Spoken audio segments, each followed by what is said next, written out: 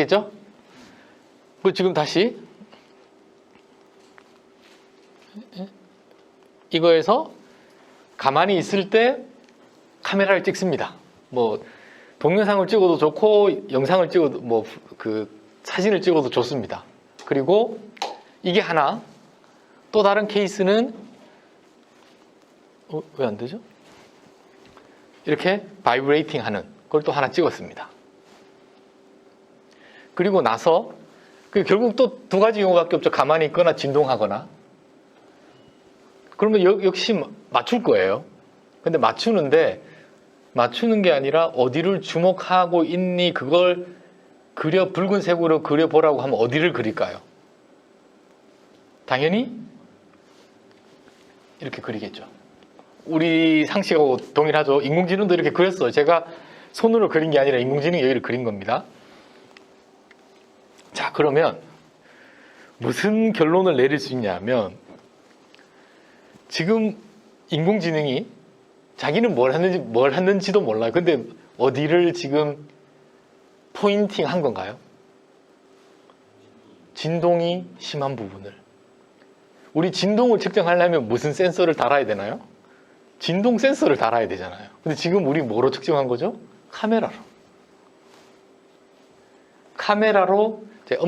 카메라로 진동을 측정한 건 아니에요. 사실 진동이 가장 심한 부분을 알아낸 거지. 차이점 아시겠나요? 그러면 이게 어떻게 확장이 되느냐 보시면 소리가 좀 작던데.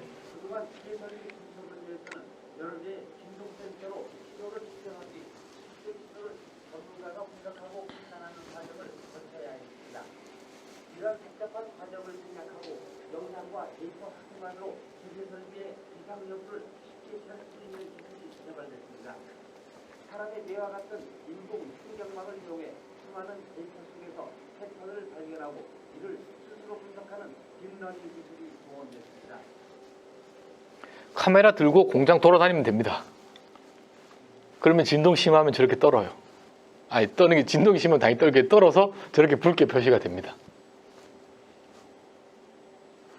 이제 설비 메인터넌스 하는 관점에서 저렇게 확장을 할 수가 있는 거죠. 또 좀 더 나아가서 이건 최근에 나온 건데 뭐 좀 자랑을 좀 하자면 이 뭐냐 하면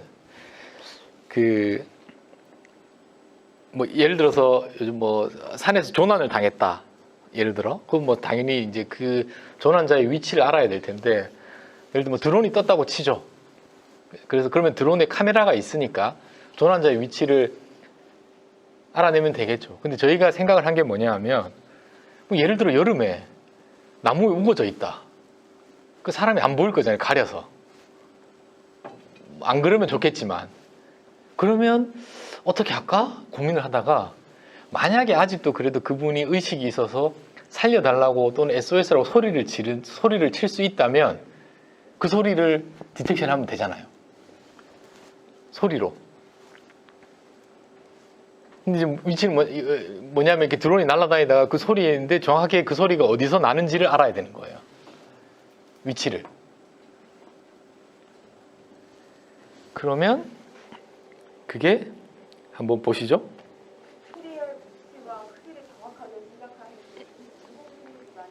아, 잠시만. 이게 너무 소리가 작아서 제가 잠깐만 키울게요.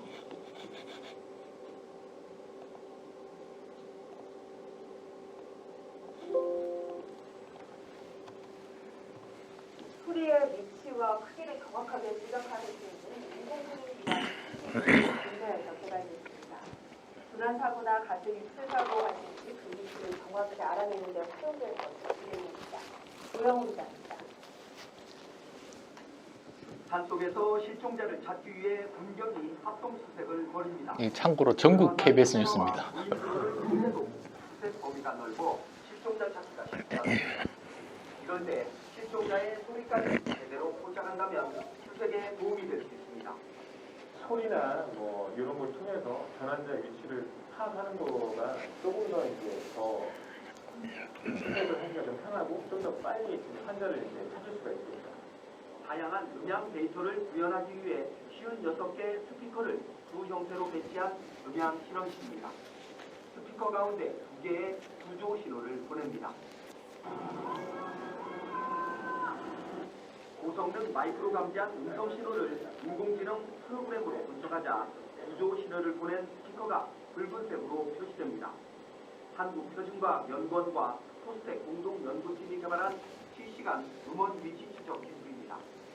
소리의 위치와 크기를 이미지로 변환하는 딥러닝 기반 인공지능을 활용해서 지도처럼 시각화해 쉽게 위치를 파악할 수 있습니다. 기존 방법보다 10배 이상 정확하고 연산 시간도 10분의 1로 단축돼 조난자의 위치 추적은 물론 납치질이나 누수사고, 군사 분야까지 활용할 수 있습니다. 국방으로 가게 되면 적군의 화기, 대포나 총소리를 소리로 위치를 파악하는 데도 쓸 수 있습니다. 연구팀은 내년쯤 수색 드론에 고성능 마이크를 달고 실종자를 수색하는 실증 실험을 진행할 예정입니다. KBS 뉴스 조용입니다. 예, 그래서 뭐 그 인공지능의 시각화 기법을 이용해서 그러니까 그 잘 쓰면 제가 하고 싶은 건 뭐냐면 우리 뭐 예를 들어 카메라 같은 건 이렇게 세상을 우리가 눈으로 세상을 보는 것처럼 보는 건데 제가 좀 하고 싶은 것은 뭐 소리라든지 음향을 가지고 그 정보를 그러니까 소리로 세상을 본다 뭐 이런 느낌으로 보시면 될 것 같습니다. 소리에도 다양한 정보들이 있으니까 뭐 설비에서 나는 소리일 수도 있고 뭐 이런 그 조난자가 내는 소리일 수도 있고 그걸 시각화해서 위치를 알아내고 뭐 그런 유용한 어플리케이션을 좀 많이 생각하고 있습니다. 그 또 이제 주제가 조금 이제 또 바뀌어서 데이터를 생성한다 뭐 걘 뭐 진짜란 무엇인가 뭐 이런 제목인데 한번 보겠습니다. 지금 이걸 한번 보죠.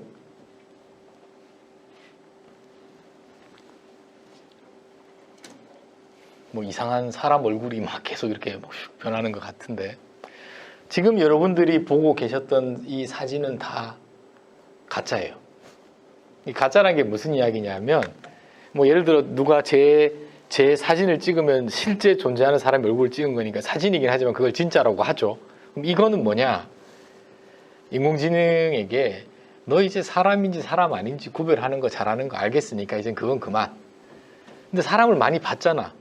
그러면 이제 질문이 이런 거예요. 너가 생각하는 사람을 그려봐 했더니 이렇게 그려요. 뭐 당연히 뭐 이제 여기에 해당하는 기법들은 더 많이 있겠지만 그걸 여기서 얘기하고 싶은 건 아니고 근데 여기에 있는 이 모든 그림들은 인공지능이 그린 그림이기 때문에 여기와 똑같은 사람이 존재하지 않습니다. 그런 의미에서 가짜예요. 근데 제가 여기서 질문이 진짜가 무엇인가라는 질문을 했는데 내가 이 사진을 보고 또는 우리가 이 사진을 보고 이게 진짜 사람을 찍은 건지 아니면 인공지능이 그려낸 건지 구별을 못하면 그 진짜 아닌가요? 뭐 이런 생각이 드는 거예요. 내가 구별을 못하는데 이걸 누굴 찍은 건지 아니면 그린 건지 구별 못하면 그러니까 제가 이제 뭐가 가짜고 뭐가 진짜인지 막 헷갈리기 시작하는 거예요. 이제 뭐지? 이렇게 되는 겁니다. 그래서 일단은 이런 기술 자체가 이제 이렇게 막 태동하기 시작했어요. 그래서 뭐 하면서 이제 제가 이제 고민을 했죠. 뭐 기술적으로 뭐 이런 게 뭐 팬시해 보이고 신기한데 이걸 어디에 써먹을 수 있을까? 우리가 산업적으로 그런 생각을 좀 했습니다. 자 그러면 이제 또 하나를 여러분들하고 또 테스트를 한번 해보고 싶은데 제가 실제로 과제를 하면서 여기 소리를 들려드릴 거예요. 이 소리는 뭐냐 하면 실제로 제가 공장에서 어떤 프로세스에서 측정한 소리를 들려드릴 거예요. 이건 진짜예요. 소리가 날 겁니다. 여기에는 그 소리, 그런 소리, 측정한 소리도 있고 그 측정한 소리를 기반으로 동일한 알고리즘을 써서 만들어낸 가짜 소리도 있습니다. 그러니까 진짜와 가짜가 있으면 여러분들이 구별할 수 있으면 가짜는 가짜고 진짜는 진짜인데 구별이 되는지 한번 들어보시죠. 이제 무슨 말인지 알겠죠? 자, 진짜를 들려드리겠습니다. 진짜. 자, 다시 한번. 다시 진짜 소리.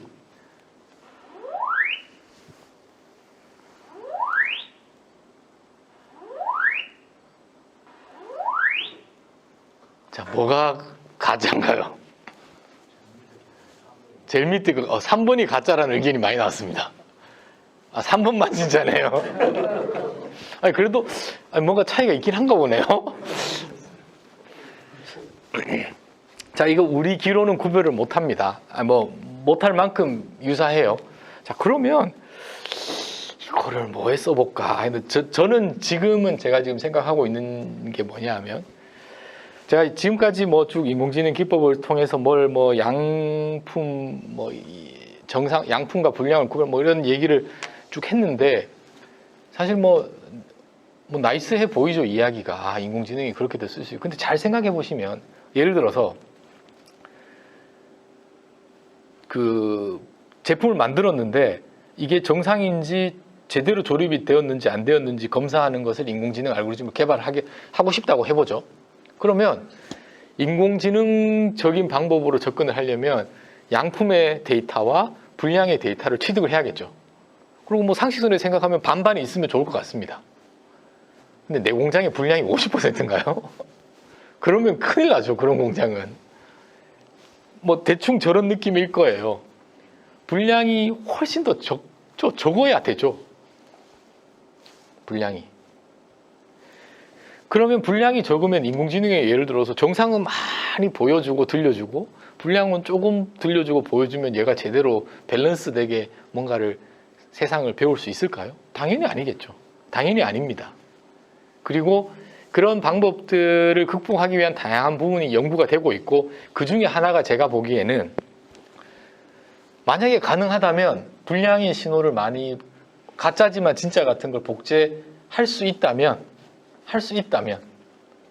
이제 데이터로 보면 반반인 거죠. 반반인 거죠.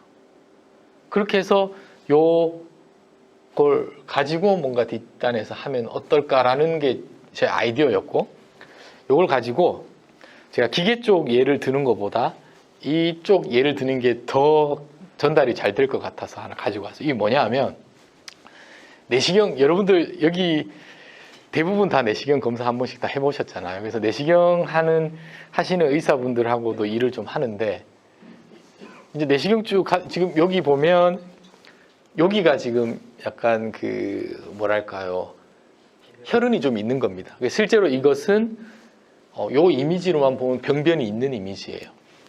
그러니까 이게 내시경이라는 게 카메라라고 생각하시면 여기서 쭉 찍는 겁니다. 정확하게는 1초에 4프레임씩 찍겠죠. 그럼 우리 한 5분 정도 촬영한대요, 실제로 하면. 아니면 캡슐 내시경 같은 경우는 10시간씩 이렇게 되는데, 그러면 대부분 일반 사람들이 대부분 정상일 테고, 그럼 대부분의 데이터는 정상인 데이터일까요? 병변이 있는 데이터일까요? 대부분 다 정상인 데이터겠죠. 병변이 그렇게 많지는 않겠죠. 대부분의 환자는 병변이 없을 테고, 있어도 몇 프레임 있겠죠. 그래서 한 게 뭐냐면, 여기에 중앙과정 다 생략하고 병변이 있는 내시경 이미지를 만들어 볼게요. 이 말이 되나요? 자, 그래서 그냥 짠 보여드리는 것보다 만들어지는 또는 학습되는 과정을 보여드릴게요. 이게 지금 생성이 되고 있습니다.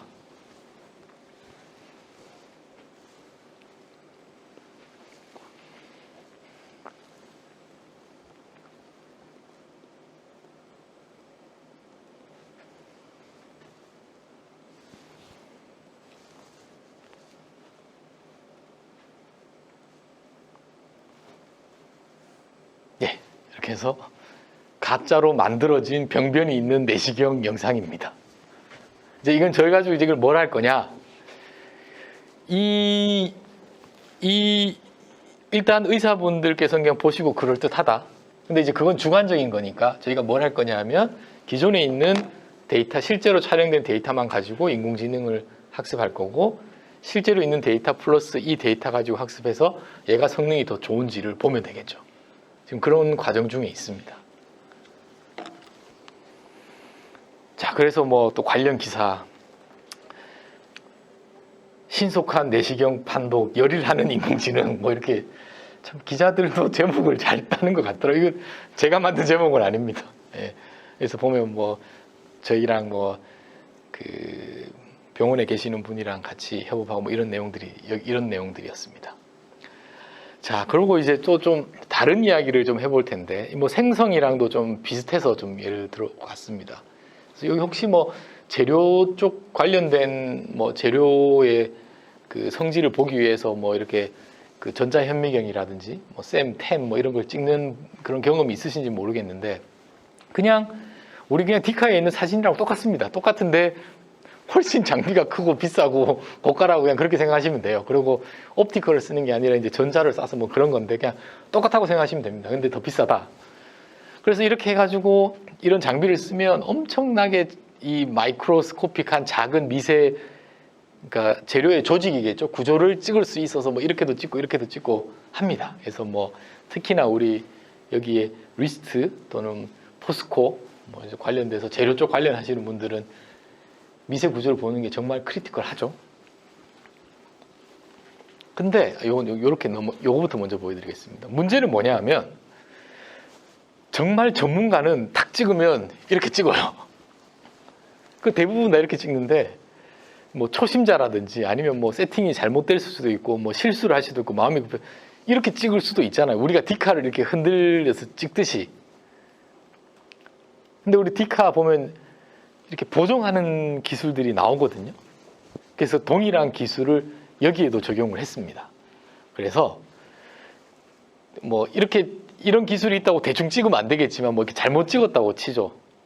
그러면 저렇게 잘 포커스가 맞게 리컨스트럭션 하고 보정하는 기술들을 여기에도 적용할 수 있는 거죠.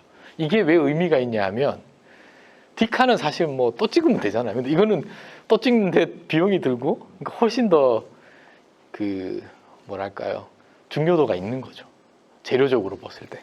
또 그렇게 해서 뭐 여기 보면 사람 개입 없이 인공지능 스스로 재료 미세 구조, 이미지 품질을 향상시키는 기술 개발 뭐 이런 거가 되겠고, 또 하나는 내가 좀 멀면 안 되나 본데 이런 거가 있습니다. 이게 뭐냐 하면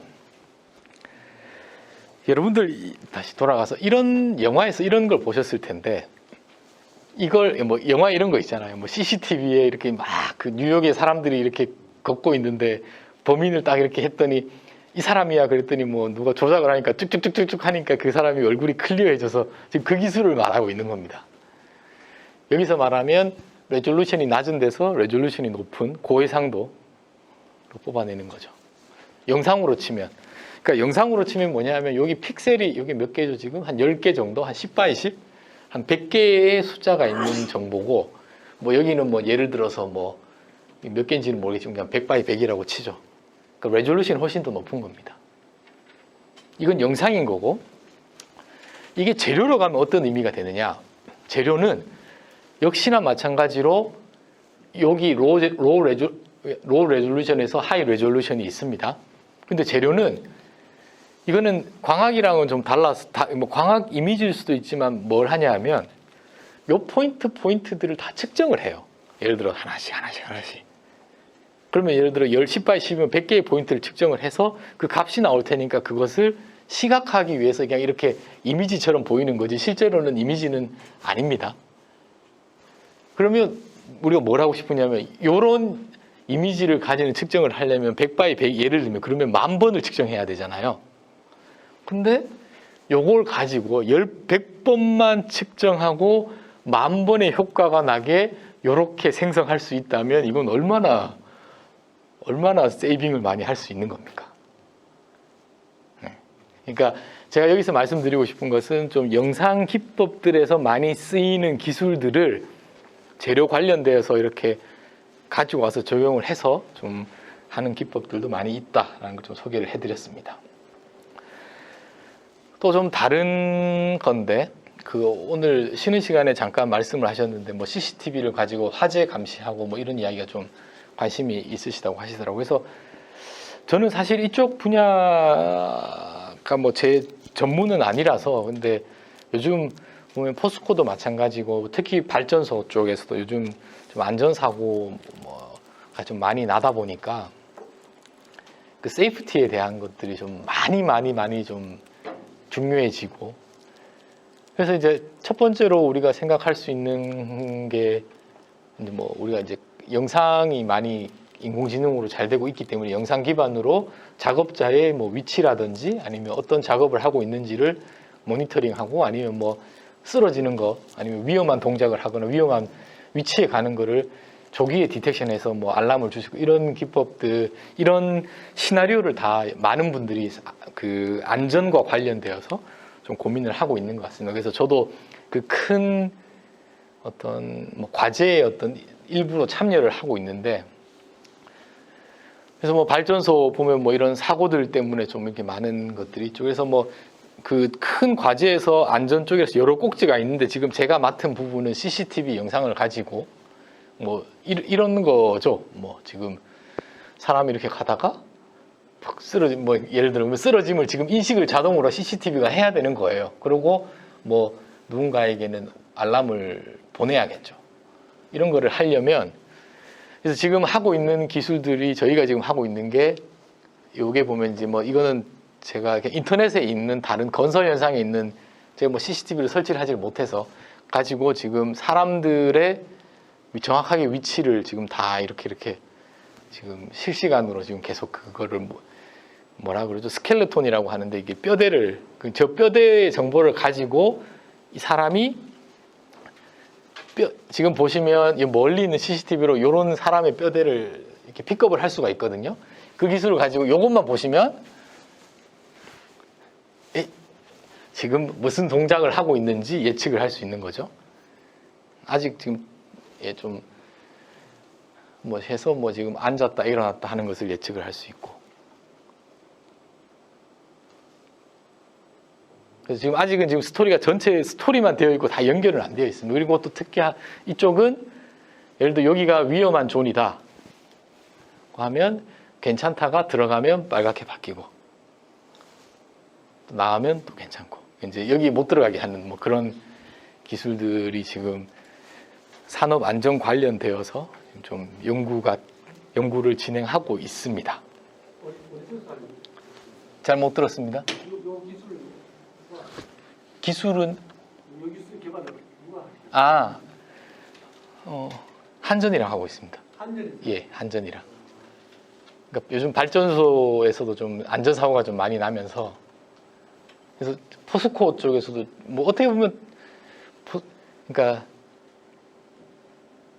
제가 보기엔 모든 다 이게 지금 이슈가 되고 있는 것 같습니다. 안전이 필요하고 그 중에 하나가 이제 CCTV는 다 깔려 있으니까 그리고 모든 것은 아니겠지. 뭐 특히 또 뭐 가스라든지 이런 건 또 어떻게 보면 좀 다른 접근 방법이고 그 중에 하나가 영상 기반으로 해서 작업자가 위험한 위치 또는 뭐 쓰러짐 또는 위험한 동작을 하는지를 조기에 디텍션하는 그런 기법들이 되겠습니다. 이제 좀 스마트 팩토리에 대한 거를 이야기를 좀 해야 될 것 같은데 한번 이야기를 해보죠. 지금까지 어떻게 보면 제가 원래 계획은 방금 전에서 이제 하고 1부가 끝나고 이제 이게 2부입니다. 근데 이제 그냥 쭉 연달아서 이야기를 하겠습니다. 혹시 여러분들 뭐 AIX라는 이야기를 들어보신 적이 있는지 모르겠는데 그 AI라는 거는 그냥 인공지능 그 알고리즘 자체를 연구하는 거고 여기서 X는 뭐 다른 도메인의 어플리케이션이라고 생각하시면 되겠습니다. 그래서 뭐 X에 들어가는 게 뭐냐? 여러분 우리가 상상할 수 있는 다 요즘은 다 뭐 정치, 뭐 교육, 생명, 예술 뭐 다 그냥 융합하는 거예요. 왜냐하면 제가 보기엔 그게 가능한 것이 여기 어디에 모두에도 데이터라는 건 존재하거든요. 그 데이터를 가장 잘 분석할 수 있는 방법이 인공지능이라고 지금 여겨지고 있기 때문에 AIX라는 거를 여러분들이 뭐 들어보셨을 거로 생각합니다. 그 중에 저뿐만 아니라 여러분들도 관심이 있는 게 이 X가 팩토리가 주로 되겠죠. 제조, 뭐 매니팩처링 또는 뭐 스마트 이제 팩토리가 되는 거니까. 그래서 이제 저는 여기에서 이제 좀 스콥을 줄여서 스마트 팩토리에 대한 이야기를 좀 하도록 하겠습니다. 그리고 이제 여러분들이 확실히 저도 그렇고 스탠스를 정확하게 취하셔야 되는 게 AIX 또는 뭐 AI 팩토리, AI 매니팩처링 뭐든 좋습니다. AIX에서 누가 주인공일까요? 아니면 누가 주인공이 되어야 되나요? 우리는 X가 주인공입니다. AI가 주인공이 되면 안 됩니다. 지금 무슨 스마트 팩토리를 하면 스마트가 주인공이 아니라 팩토리가 주인공이에요. 팩토리가 더 좋은 팩토리가 되기 위해서 스마트가 지원을 하는 거지. 근데 지금 많은 곳에서 뭐 특히 이 AI라는 인공지능이라는 그 키워드 때문에 주객이 전도되는 걸 저는 많이 보고 있습니다. 뭐 그런 거에 일조도 했죠. 제가 그렇긴 한데 이제는 저는 이제 제 자리를 확실하게 X가 주인공이에요. 여러분들도 혼동하시면 안 됩니다. 자, 그럼 같은 맥락으로 또 어떤 이야기를 할 수 있냐면 그냥 그러시진 않겠지만 여기 앉아 계시는 분 중에서 저의 이 강연에 감동을 받으셔서 지금 하고 계신 일을 그만두시고 인공지능을 배우러 가시겠다. 그게 이제 뭐냐 하면 여기 보면 커리어가 있는데 커리어를 바꿀 것이냐. 요즘 뭐 전부 다 AI 그러는데 나도 그러면 뭐 인공지능 대학원에 가서 다시 인공지능을 공부해야 되느냐. 절대 그러시면 안 됩니다. 여기서 제 얘기가 아니라 뭐 인터넷에 찾아보고 이제 이분이 이야기하는 거가 커리어를 바꾸는 게 아니라 여러분들의 커리어에 인공지능을 더하라고 얘기를 하고 있어요. 더하라고 얘기를 하고 있습니다.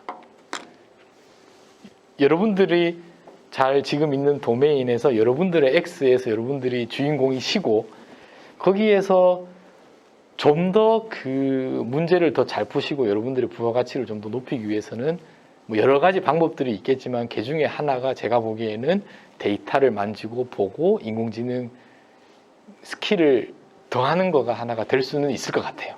그 얘기를 좀 말씀드리고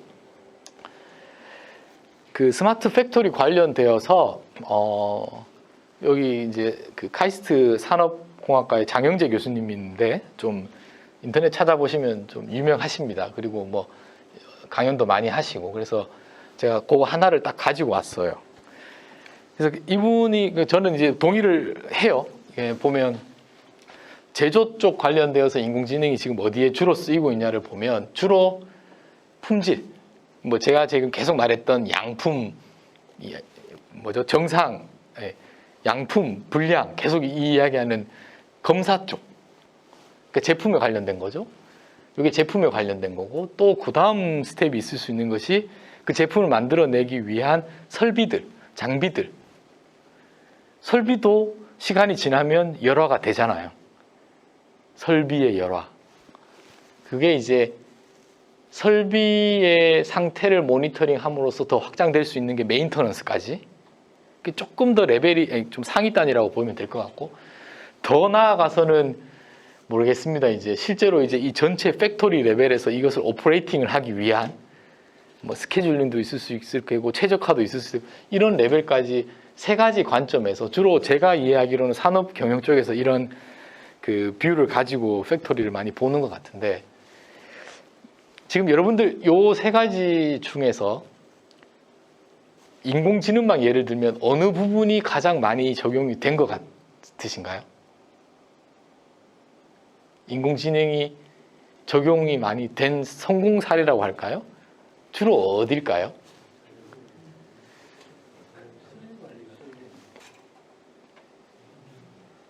지금 설비 관리를 인공지능으로 한 데가 좀 소개 좀 시켜주시면 제가 자 그러면 일단 제가 보기에는 주로 아직까지는 여기인 것 같아요. 검사. 그러니까 우리가 지금 하고 싶은 게 뭐냐면 뭐 인공지능 좋다고 하니까 여기도 하고 싶고 여기도 하고 싶고 여기도 다 하고 싶어요. 저도 하고 싶어요. 그리고 포스코도 하고 싶어 하고. 그런데 대부분 성공 사례라고 하면 제가 보기에는 아직까지 여기인 것 같고 이 부분들은 좀 접목이 되는데 저도 좀 해보면 어려운 점이 있고 좀 어려운 이유에 대해서도 저 생각을 좀 말씀을 드리도록 하겠습니다. 아직 여기까지는 오기가 아직은 좀 어려운 것 같은데 그게 왜 그런지에 대해서 그러면 그렇게 한번 말씀을 드려볼게요. 제가 제일 뒷단에 그걸 넣어놨는데 지금 좀 말씀을 드려볼게요. 뭐 일단 이거는 뭐 정말 이렇게 뭐 공장이 정말 자율적으로 막 쫙 돌아가면 저도 좋겠습니다. 근데 일단 이건 그렇게 가긴 가야 되는데 조금 먼 거니까 일단 좀 차치하고 요 두 개만 얘기를 좀 해볼게요. 요 두 개만. 요거를 하고 요거를 하는데 인공지능으로 했을 때 좀 인공지능적인 접근 방법을 제가 설명을 드렸잖아요. 어느 쪽이 좀 더 어려울까요? 예를 들면 이게 어려울까요? 이게 어려울까요? 설비가 어렵죠. 왜 어려울까요? 그러니까 인공지능적인 관점에서 봤을 때 데이터를 준비하는 관점에서 봤을 때 데이터가 그 품질 관리 같은 경우는 직관적일 수 있는데 설비 관리 같은 경우에는 굉장히 복잡하고 직관적이지 않고 맞습니다. 테크니컬할 수가 맞습니다. 있기 때문에 자, 다르게 말씀드릴게요. 그 품질이라고 해서도 꼭 이렇진 않겠지만 예를 들어서 그냥 뭐 철강에서 뭐 디펙이 있다. 그냥 사진 찍으면 예를 들어 그냥 그때 올 때 사진 찍고 그걸 가지고 판별을 하면 되죠. 뭐 이렇게 좀 심플리파이 하면. 설비 예를 들어서 그냥 설비도 뭐 복잡하게 얽혀 있는데 그냥 여러 가지 문제 중에 하나가 예를 들어서 이 설비가 지금 열화가 되는데 근데 설비가 열화가 데이터를 모으려면 그러니까 무슨 제품은 그냥 사진을 찍으면 되는데 설비 열화의 상태를 설비의 건강도를 인공지능으로 하기 위해서 데이터가 있어야 된다고 했잖아요. 그 데이터를 모으려면 이게 시간이 많이 걸리는 거잖아요. 이게 아이디어하게 가능은 할 것 같으나 이게 어려운 문제죠. 그러면 제조 혁신은 지금 어디에 포커스가 맞춰져 있습니까? 제조 혁신. 제 말씀 일단 요거는 제가 일단 빼고 얘기할까요? 저는 이게 돼야 된다고 봅니다. 저도 그렇게 생각하고 있습니다. 근데 지금 제가 그게 어려운 이야, 그러니까 불가능하다는 얘기를 하고 싶은 게 아니라 어려운 이유, 그러니까 다양한 접근 방법 중에서 인공지능 또는 데이터 접근 방법으로 봤을 때는 어려운 이유를 지금 제가 말씀을 드리는 거예요. 그게 어떻게 보면 이게 좀 다르게 얘기하면 이거는 어떤 숏텀의 데이터를 가지고 학습을 하는 거, 이건 롱텀의 데이터를 가지는 건데 현장에서 그런 데이터를 확보하기가 쉽지가 않죠. 그리고 제품은 예를 들어서 제품마다 양풀의 데이터가 있는 거잖아요. 설비는 하나인데 설비가 고장 나는 거가 한 세트인 거잖아요. 그게 몇 개나 있겠어요. 설마 있어봐야. 플러스 이게 첫 번째 제가 말씀드린 두 번째. 지금 뭐 이렇게 말씀드리면 좀 뭐 오해가 있을 수는 있지만 아직까지 제조 환경 내 현업의 인공지능 전문가는 그렇게 많지 않다고 일단 제가 가정하고 말씀을 드릴게요. 그러면 뭐 예를 들어서 포스코, 그냥 예를 들게요. 이런 문제들을 포스코가 해결하고 싶으면 인공지능 전문가가 있어야 되잖아요. 근데 지금은 초창기니까 외부에 있다고 치죠. 뭐 예를 들어 학교에 있다고 치겠습니다. 요 문제를 풀려면 주로 하는 방식이 뭐냐 하면 포스코나 어떤 현업, 매니팩처링 현업에서 데이터를 취득해서 라벨을 붙여줘서 학교에 보냅니다. 그리고 저희가 뭐 대학원생이랑 열심히 해서 모델을 만들겠죠. 가능은 해요. 지금 자 근데 이거 설비 관리 제가 보기에는 막 설비가 얽혀 있잖아요. 연쇄적으로. 그리고 뭐 또 제가 볼 때 현장에서 제일 관심 있는 거 쭉 해서 제품을 만들었어요. 그래서 제일 끝단에 와서 제품을 찍었는데 불량이 나왔어요. 제품이. 아니면 제품이 불량이 나왔어요. 이 불량이 나온 요인이 업스트림 중에 하나일 거잖아요. 뭐 예를 들면 어딘가가 문제가 있었으니까 그걸 찾아야지 루트 코즈 어널리시스를 해서 얘를 뭐 고치든 뭔가를 하든 그렇잖아요.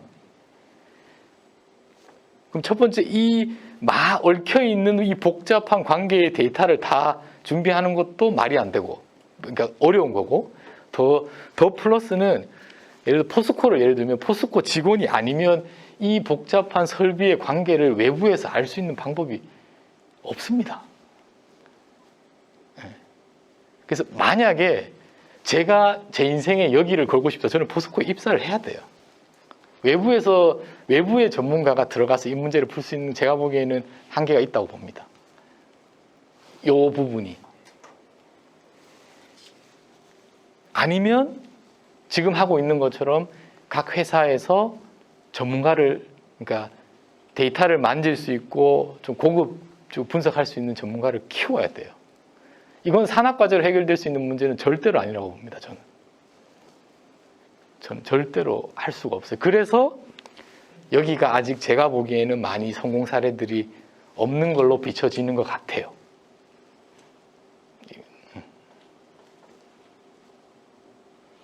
좀 다른 점으로 좀 생각해 보겠습니다. 사실은 품질 관리라고 하면 아까 교수님도 말씀하셨는데 대상에 대해서 명확하게 판단할 수 있는 기준이 있어요. 설비 관리라고 딱 들어가기 시작합니다. 그렇죠. 뭔가 최종적으로 페일이 난 상황은 있지만 왜라는 관점에 판별 기준이 별로 없거든요.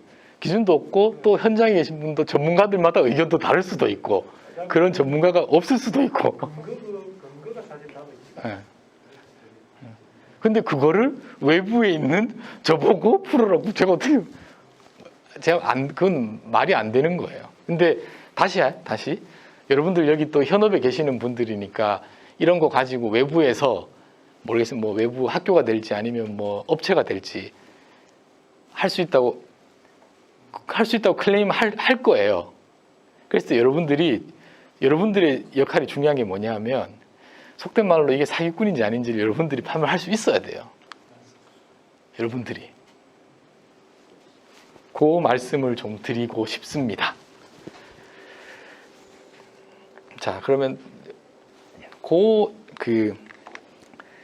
계속 지금 제가 뭐 데이터가 중요하고 뭐 인공지능의 성능이 좋으려면 데이터가 잘 모아져야 다 맞는 얘기인데, 근데 또 어떻게 보면 인공지능 하시는 분들이 이걸 예를 들어서 결과물이 기대치보다 잘 안 나왔어요. 그러면 실제로 그럴 수도 있지만 이거 데이터를 핑계를 댈 수도 있어요. 나는 원래 잘하는 사람이고 실력이 있는데 제공해준 데이터가 좀 뭐 부족하거나 문제가, 그러니까 그럴 수도 있다는 거죠, 핑계를. 그래서 하나의 예를 들어 보겠습니다. 뭐 그냥 정말로 제가 보기에는 그 AI 프로젝트가 성공하느냐 실패하느냐에서 데이터의 뭐 퀄리티가 이제 크리티컬한데 뭐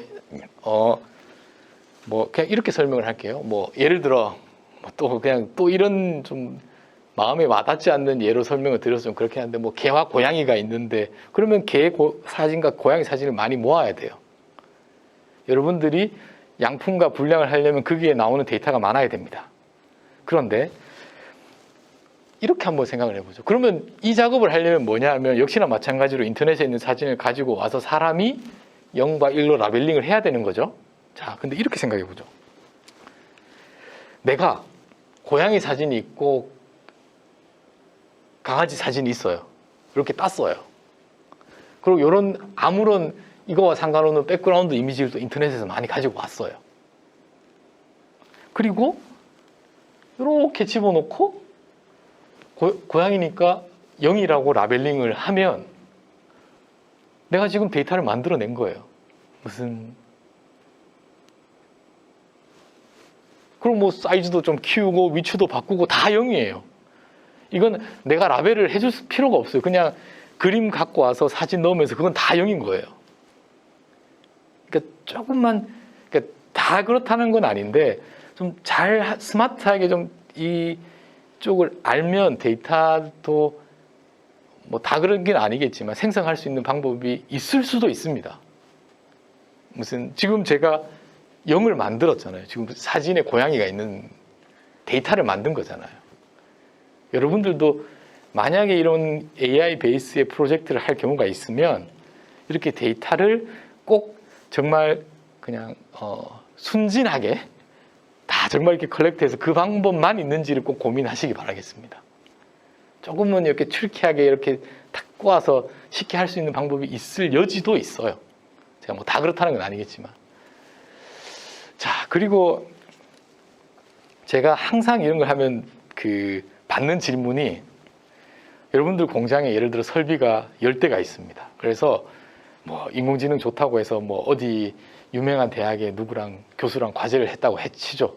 그래서 10개의 설비가 있는데 첫 번째 있는 설비에서 데이터를 가지고 보내가지고 모델을 잘 학습을 해서 실제로 모델을 개발했고 여기 나오는 데이터를 가지고 했더니 잘 맞는 것까지 나도 확인을 했어요. 그래서 오, 역시 인공지능이 대단하구나. 그리고 과제를 마쳤습니다. 1년이 지나서 마쳤어요. 그래서 이제 이 개발된 모델을 가지고 동일하게 10개의 설비가 있다고 치면 여기에 적용해보고 여기 적용해봤더니 안 돼요. 응? 사기당한 건가? 사기당한 건가? 어떻게 생각하세요? 실제 많은 경영자들은 음. 그렇게 생각을 하고 있어요. 그러니까. 자, 그래서 저도 그런 질문을 정말 많이 받고 이제 저도 이런 단어를 잘 못 썼었는데 회사의 분이랑 많이 얘기해 보면 횡정계라는 단어를 정말 많이 쓰시더라고요. 횡정계, 수평정계가 돼야 돼요. 근데 여러분들도 이제 잘 뭐 몇 가지 예시에서 보시면 있지만 여기에 있는 데이터로 학습을 해서 모델을 만들어서 여기서 하면 잘 됩니다. 잘 되게 할 수 있어요. 근데 그게 예를 들어 동일한 설비라고 생산 라인이 패러를 하다고 치죠. 그럼에도 불구하고 여기 하면 잘 된다고 기대하면 안 돼요. 근데 이게 또 요걸 제가 이제 또 고민을 좀 하면서 어떤 메시지를 던져보게 인터넷에 막 또 찾아봤어요. 뭘 얘기하고 싶으냐면 참 사람은 예를 들어서 사과 깎는 걸 막 연습했어요. 사과 깎을 줄 알아요. 그 사람한테 배를 줘요. 배를 깎아요. 배를 한 번도 깎아본 적이 없는데 사람은 이게 가능해요. 근데 그냥 인공지능은 안 된다고 보시는 게 맞습니다. 뭐 여기에 뭐 유식하게 트랜스포 러닝, 도메인 어댑테이션 전혀 이런 게 있긴 한데 그런 기법들이 있기는 합니다. 뭐 아예 안 된다는 건 아니지만 생각만큼 그렇게 잘 되는 기술은 아직은 아닌 것 같아요. 그래서 여러분들이 그런 걸 좀 명확하게 인지를 하고 계셔야 될 것 같습니다. 그래서 수평 전개의 데이터 기반으로 했을 때 좀 어려움이 분명히 있다는 거. 인공지능이 바라보는 세상에 대해서 제가 설명을 드렸었잖아요. 요거 기억나시죠? 했는데 요걸 가지고 그 포스코에서 이제 여기에 이제 그 서피스에 디펙트 있는 거 어떻게 했냐면 이런 타입의 서피스에 디펙트가 있다는 걸 데이터를 모으고 클래시피케이션을 해서 그냥 풀었습니다. 그랬더니 요런 새로운 이미지가 들어오면 요런 디펙트가 있다고 다 맞춰요. 오, 잘 되네. 됐습니다. 그 다음에 제가 말씀드렸던 시각화 기법을 쓰면 어디까지 가능하냐? 요것도 돼요. 요걸 되면 뭐가 되느냐? 여기에 디펙트가 이건데, 이런 타입인데, 요 부분이 디펙트가 있을 거라고 의심이 된다. 제가 여기를 이렇게 선을 그은 적은 한 번도 없어요. 얘가 인공지능이 찾아준 거지. 그리고 여기를 적당히 스레시홀드를 걸어서 하면 디펙트가 된 면적도 러프하게 계산할 수 있습니다. 느낌. 예전 같았으면 그 모든 데이터에 사람이 이렇게 선을 그어가지고 이게 그렇게 했었어야 되는데 지금 그렇게 한 게 아니에요. 그게 중요합니다. 그리고 또 좀 말씀드리고 여기는 이제 좀 제가 요거는 좀 경험이 있으신 분들한테 좀 도움이 될 이야기일 것 같아서 제가 그렇게 할게요. 설비에 정상이 제대로 돌아가고 있고 고장이 나는데 고장의 유형이 하나가 아닐 수 있죠. 고장의 유형이 여러 가지가 있을 수 있잖아요. 그럼 이거를 데이터 기법으로 한다고 하면 예를 들어 정상일 때 데이터 컬렉트하고 고장 1이라고 하죠. 그래서 또 데이터가 모아졌습니다. 그러면 지금 내가 알고 있는 데이터는 정상과 고장 1밖에 없어요. 근데 갑자기 고장 2가 얘가 했는데 고장 2가 내가 경험하지 못했던 이상한 고장이 났다고 치. 예를 들어 이건 베어링 고장이었는데 이거는 기어박스 고장이었다. 그럴 수 있잖아요. 그러면 데이터가 다르겠죠. 근데 이 데이터를 한 번도 본 적이 없으니까 얘는 엉터리로 동작을 할 거예요. 이런 논리로 얘기하면 내가 사전에 모든 이 설비의 고장의 유형을 다 알아야 되고 거기에 해당하는 데이터를 다 가지고 있어야 돼요. 이건 말이 안 되는 얘기를 하고 있는 겁니다, 지금. 자, 그랬을 때, 그러니까 저는 항상 이런 질문을 받거든요. 그래서 고민하다가 보면, 그러니까 머신러닝에서 클래시피케이션 방법으로는 제가 볼 때 현실적으로 맞는 방법이 아니고, 현실적으로 맞는 방법은 정상만 있어요. 정상의 데이터만 있고 정상이 아닌 거를 예측하는 걸로만 가야 되는 것 같아요. 그러니까 정상만 있는 걸로 시작을 하셔야 돼요. 고장의 유형은 한 가지만, 내가 아는 것 말고 무조건 발생을 합니다. 그래서 그거가 뭐 제가 자세히는 말씀을 못 드려 키워드로 unsupervised learning 또는 anomaly detection, 이 단어만 일단 기억하고 가셔도 될 것 같습니다. 자, 그리고 요건 좀 제가 재밌어서 요건 꼭 말씀을 드리고 싶은데, 제가 재밌는 장난을 쳤어요. 무슨 장난을 쳤느냐? 자, 이거 우리 보면 7이고 군주 다 알죠? 그리고 사람한테 물을게요. 너 어디 보고 판단했니? 그러면 또 여기라고 판단할 거예요. 그런데 제가 장난을 쳤어요. 제가 가지고 인공지능에게 보여줄 모든 칠에 저 위에다 흰색으로 저렇게 제가 칠을 했습니다. 제가 인위적으로. 원래는 작게 칠하려고, 한 픽셀만 작게 칠하려고 했는데 보여주려고 크게 한 거예요. 우리 눈에 티도 안 났다고 치죠. 근데 우연히도 모든 칠에 저런 흰 점이 있었다고 치죠. 그러면 이건 7이야, 9야 다 보여줘서, 그리고 다 학습하라고 7을 보여줬더니 이걸 7이라고 맞추고 이걸 9라고 잘 맞춰요. 그래서 아, 우리 인공지능 역시 좋고 잘 동작하는구나 하고 결론을 내릴 거예요. 그런데 어디를 보고 7이라고 판단했니라고 물어보고 하이라이트한 것을 보여주라고 하면 어디를 할까요? 당연히 여기를 할 겁니다. 왜? 인공지능은 똑똑하니까. 얘는 딱 봤더니, 다시. 인공지능은 이 세상에 7과 9를 몰라요. 그런 거 있는 건지도 몰라요. 그냥 얘는 뭐고 얘는 뭔데 봤더니 한 그룹에는 다 여기 있는 거예요. 그러니까 얘는 요것만을 보고, 아, 저게 있으면 7이라고 얘기하면 우리 주인이 좋아하는구나. 맞죠?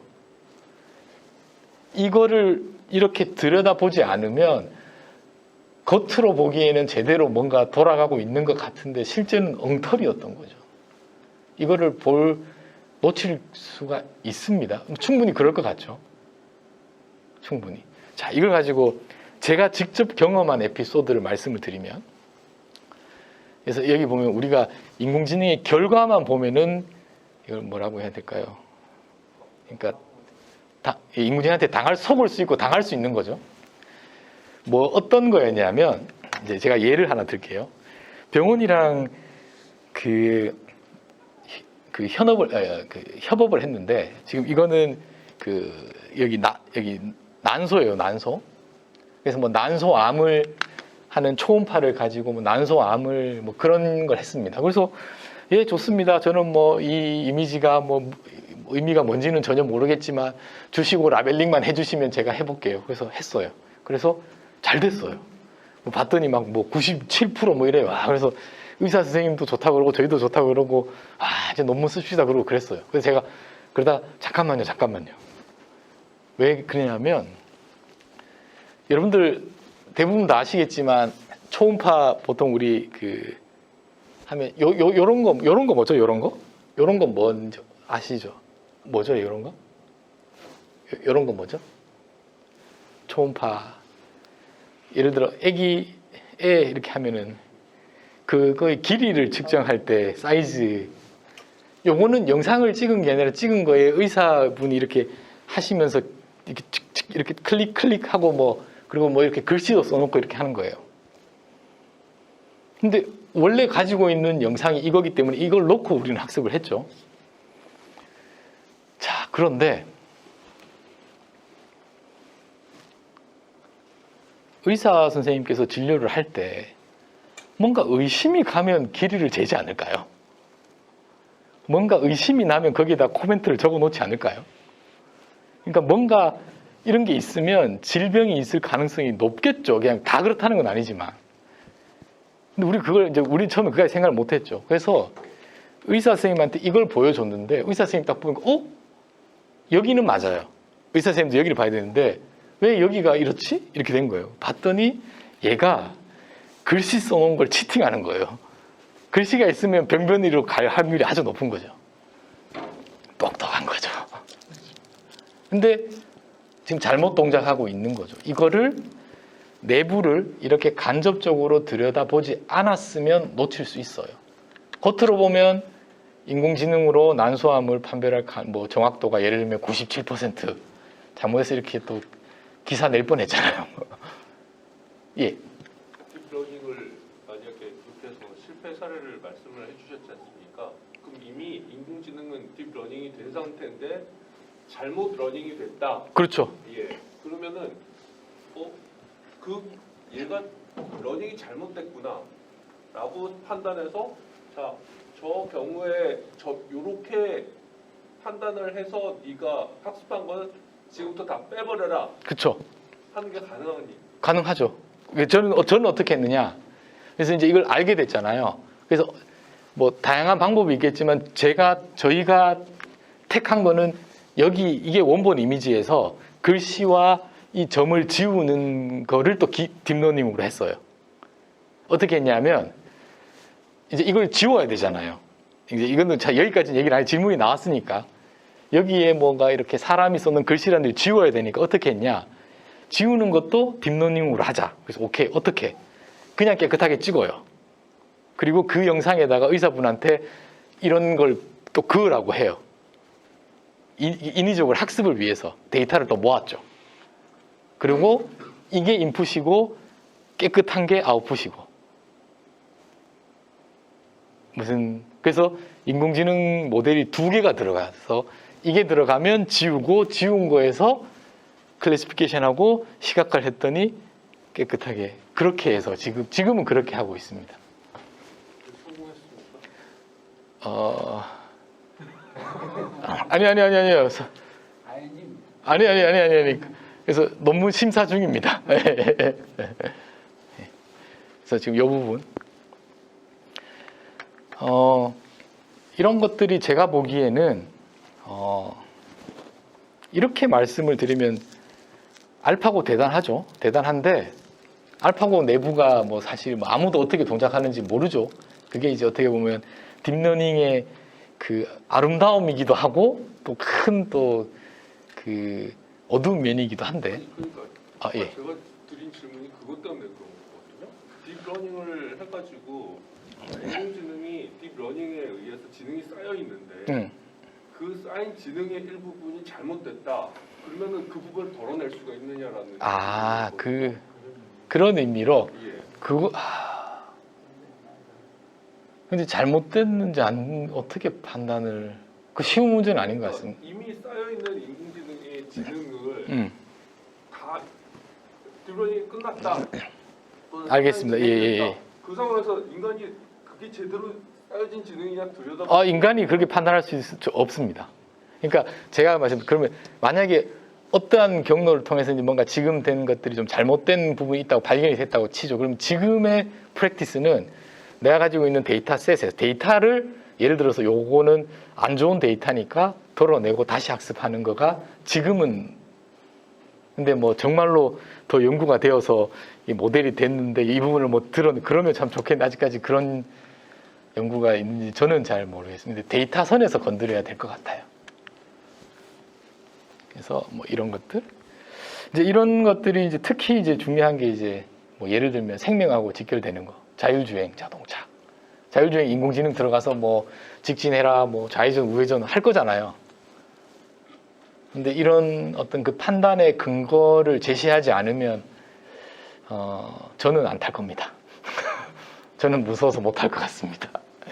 그러니까 이게 지금 우리는 아직까지 인공지능도 잘 모르고 그걸 현업에 적용하기 위해서 그냥 어떻게 보면 인공지능이 맞추는 그 accuracy, 정확도 얼마인지가만 관심이 있지만 사실은 그것보다도 이런 신뢰성의 문제, 제대로 동작하는지, 내부가 우리가 알고 있는 엔지니어링적으로 make sense 한지가 성능을 조금 떨어뜨려도 더 중요할 수 있어요, 제가 보기에.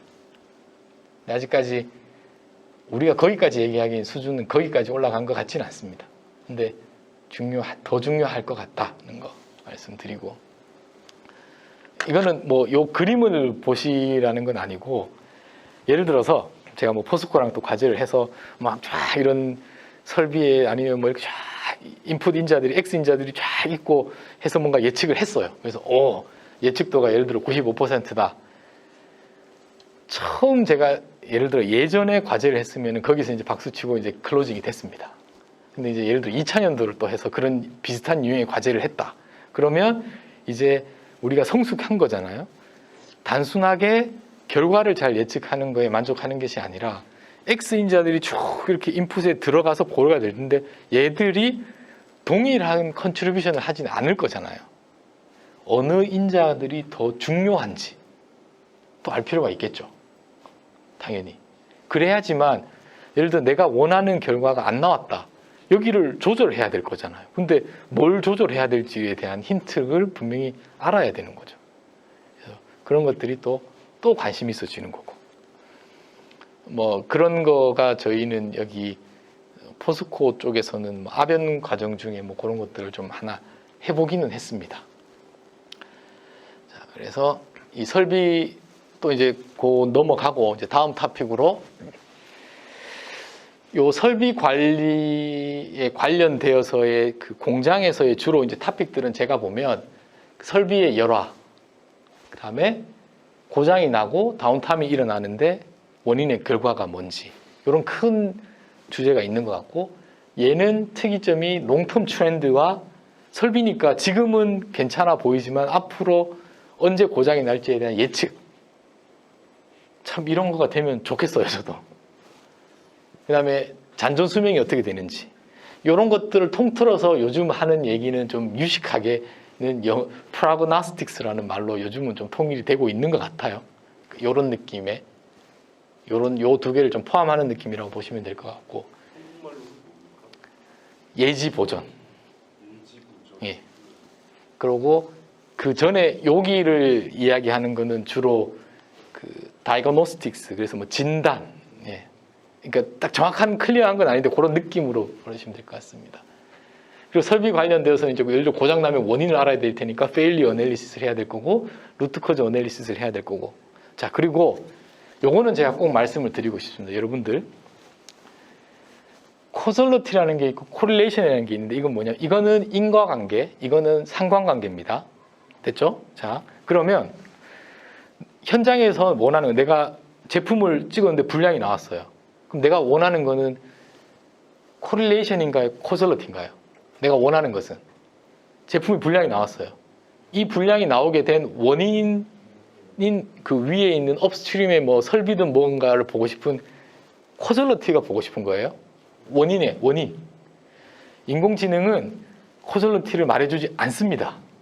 단지 상관관계를 말해줄 뿐이에요. 이 차이를. 그러니까 X와 Y, 인풋과 아웃풋이 있으면 이거의 관계만 얘기해 주는 거지. 네? 지금은. 예. 근데 지금 많이 헷갈려 하셔서 현장에서 인공지능 가지고 코릴레이션을 얘기하는 건데, 그거를 코절러티 인간관계로 잘못 생각해서 하는 지금 좀 그런 게 있어서 제가 꼭 요걸 말씀을 드리고 싶습니다. 그래서 제가 했던 말이, 왜 이 부분이 좀 안타까워, 좀 더 고민스러운 거가, 외부가 아닌 현장에 계시는 분들이 주도적으로 데이터 사이언티스트적인 영향을 함양하셔서 리드를 해야 되는 방향 같습니다. 제가 보기엔. 산업인공지능 이야기를 좀 할 텐데요. 자, 이제 거의 다 끝났습니다. 거의 다 끝났고, 자, 요거 한번 동영상 한번 보시죠. 이 축구인데 지금 뭐 하고 있는 것 같으세요? 뭐 하고 있는 것 같아? 축구. 자, 이건 뭐냐 하면 이 K리그예요. 그리고 그 포스텍 동문기업 중에 피투게더라는 회사가 있는데, 실제로 이거를 한국의 K리그를 모든 이게 고정된 카메라를 가지고 다 촬영을 해요. 가지고 뭔가 지금 스포츠 AI 쪽에 하는데 같이 기회가 와서 이 데이터를, 이 영상을 저희가 취득을 했는데, 자, 다시 보여드릴게요. 뭐 차이가 있을 텐데, 뭐가 있지 않나요, 지금? 여기? 뭐 하고 있지, 지금? 그러니까 영상, 그냥 카메라 찍은 거예요. 축구 경기장을. 그리고 실시간으로 공의 위치를 트래킹하고 있는 거예요, 지금. 사람이 하는 게 아니라 공의 트래킹을 했습니다. 지금 보시면 다시 공 트래킹 하잖아요. 자, 이거 가지고, 자, 이거는 그냥 영상을 기반으로, 축구 경기에 쓰이는 영상을 기반으로 축구공을 트래킹하는 인공지능 기법을 뭔가 써서 했다고 치죠. 이걸 가지고 뭘 할 수 있을까요? 이걸 가지고. 네? 제 다른 세미나를 들으셨나요? 아니면 자, 공의 위치를 정보를 알면 어떤 걸 할 수 있을까요? 뭐 예를 들어 이런 것도 할 수 있겠죠. 여기가 요쪽이고 요쪽이니까 뭐 공의 점유율이 요쪽에 있을 때가 몇 %, 요쪽에 있으면 뭐 그런 것도 통계를 자동으로 뽑아낼 수 있을 거고, 뭐 사람까지 디텍션 할 수 있다면 뭐 누가 누구한테 패스하고 뭐 이런 스포츠에 관련된 데이터를 좀 매뉴얼이 아닌 좀 자동으로 뽑아낼 수 있는 그런 것도 이 기반으로 공의 위치를 아니까 뭐 이렇게 다양하게 뭔가를 할 수 있을 겁니다. 그 중에 하나가 뭐냐 하면 방금 말씀해 주신 것처럼 카메라가, 이거는 저희가 이제 이 연구를 위해서 축구장 멀리에서 그냥 픽스를 시켜놓은 카메라고, 우리가 예를 들어 축구 경기를 본다고 하죠. 그러면 카메라맨들이 있잖아요. 그럼 카메라맨들이 축구공을 따라, 이제 꼭 항상 축구공은 아니겠지만 축구공을 따라간다고 치죠. 그러면 이 기법을 쓰면 어떻게 하면 될까요? 카메라에 축구공의 위치를 아니까 그냥 러프하게는 축구공을 항상 카메라의 센터에 놓게 하면 카메라가 따라다니겠죠. 그냥 러프하게 생각하면. 자, 그래서 실제로 보시죠. 포틀랜드 이브리그 경기 야생산의 AI 중계 카메라가 동원됐습니다. 자동으로 공만 쏟아다니게 설정. 이런 걸 했어요. 사람이 카메라 앵글을 안 돌리고. 그렇죠. 공의 위치를 아니까 충분히 할 수 있겠죠. 근데 뭐 이걸 가지고 뭐 모르겠으면 그 카메라맨이 빠질 수도 있고, 무인 카메라가 있을 거 아니면 뭐 좀 카메라맨이 좀 가끔 쉴 수 있다든지, 하여튼 뭐 제가 볼 땐 긍정적인 방향으로 어떻게든 쓰일 수 있을 것 같습니다. 오케이.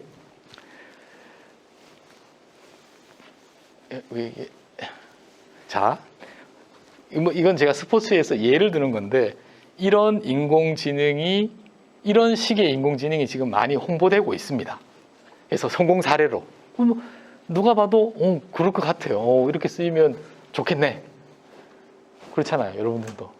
자, 그런데 사실은 이걸 보여드릴게요.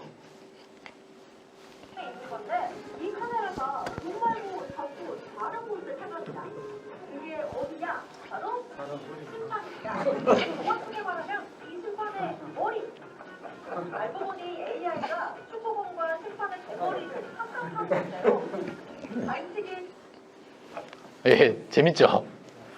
자, 제가 뭘 말씀드리려고 하면, 인공지능 잘못한 건가요? 그러니까 뭐 더 정확하게 데이터를 보여주고 학습을 제대로 했으면 축구공과 대머리, 심판의 대머리를 구별할 수 있었겠죠. 근데 지금 일단 그렇지 않은 상황이, 그러니까 이건 어떻게 보면 unexpected된 상황이잖아요. 그래서 우리가 지금 어떻게 보면 해프닝으로 이렇게 뉴스거리에서 그냥 웃고 말죠. 근데 인공지능 관점에서 보면 그렇게 잘못한 거 아니에요, 사실은. 우리가 모든 경우를 사전에 다 고민 못했고, 그래서 뭐냐 하면, 이런 인공지능이 산업에 적용된다면 충분히 이런, 그러니까 우리가 뭐 예측을 못한 상황일 수도 뭔가 있겠죠, 그런 여지가. 근데 산업은 그게 일어나면 안 되잖아요. 안 되잖아요. 그래서 이거가, 그러니까 제가 이걸 보여드리면 하나같이 뭐라고 말씀하시는지 아세요? 뭐 예를 들어 현장에 계시는 엔지니어 분들, 뭐 개발자 분들, 제발 우리 CEO 분께 이걸 좀 틀어달라고 꼭 이런 좀 아직까지 그게 있습니다. 있는데 그래서 이런 포인트들을 그래서 인공지능 뭐 그럼 이거 어떻게 너는 해결할 건데 뭐 모르겠어요. 근데 최소한 아직은 제가 보기에 인공지능 그 자체 하나만으로 동작하는 거는 리스크가 너무 큰 것 같아요. 뭔가 어떤 그 키핑을 할 수 있는 뭔가 있어요. 뭐 예를 들어 기존의 방식이든 아니면 뭐 기존의 뭐 작업이든 뭐 어떠한 형식이든 그래서 좀 그런 거 좀 말씀을 드리고 싶었고 요게 마지막 슬라이드가 될 것 같습니다. 사실 지금은 이게 좀 정확하게 이 비유가 안 맞을 수 있는데 뭐 예를 들어서 한 17년, 18년이라고 생각을 하죠 저희가.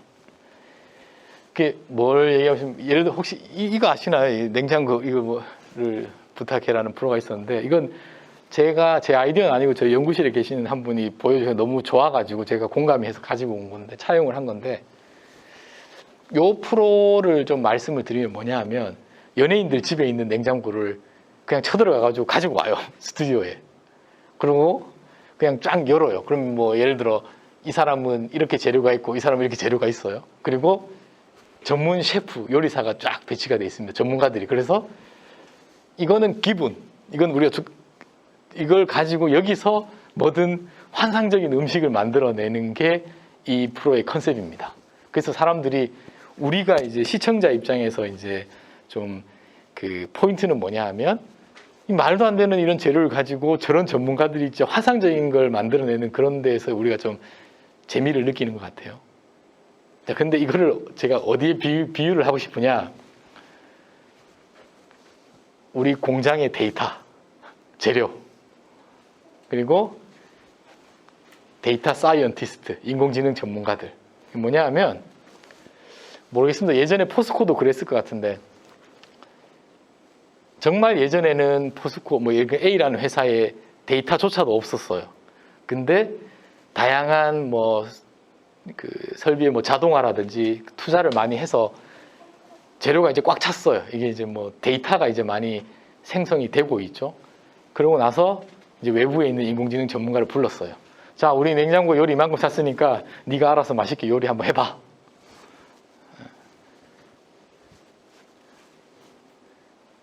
그러면 실패합니다. 그러면 안 돼요. 근데 많이 그랬어요. 그런데 이제는 좀 시간이 지나서 이제 여기 계시는 분들도 또 여기서 계시는 분들도 서로가 이제 사전에 많은 소통과 해서 어디로 가야 되는지 메뉴를 정확하게 미리 만들어야죠. 메뉴를 정하고 그걸 만들어야 되는데 여기는 메뉴를 안 정하고 그냥 그래서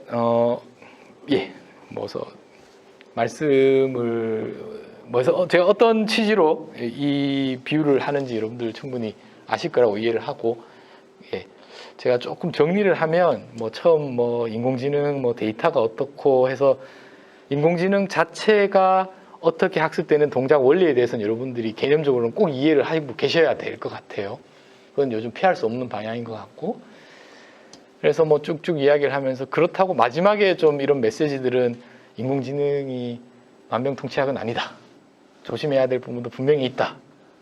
그런 메시지. 그렇지만 조금 경험이라든지 그걸 좀 알고 잘 쓰면은 유용할 수 있다. 그런 의미로 저는 인공지능을 찬성하지도 반대하지도 않습니다. 중립적으로 잘 쓰면 좋은 효과를 낼 수 있을 것 같고. 근데 대부분 이런 얘기 세미나 끝나면 사람들이 저보고 왜 인공지능을 저렇게 네거티브하게 이야기를 하냐고 많이 그러는데 그런 취지는 전혀 아닙니다. 왜냐하면 인공지능에 대해서 포지티브하게 이야기하는 사람이 워낙 많기 때문에 굳이 저까지 포지티브하게 얘기할 이유는 없을 것 같아서 그렇게 얘기를 했습니다. 예. 그렇게 해서 제가 준비한 내용은 여기까지 하고 마치고 편하게 좀 질문이나 이런 거 있으면 얘기를 나누도록 하겠습니다. 예.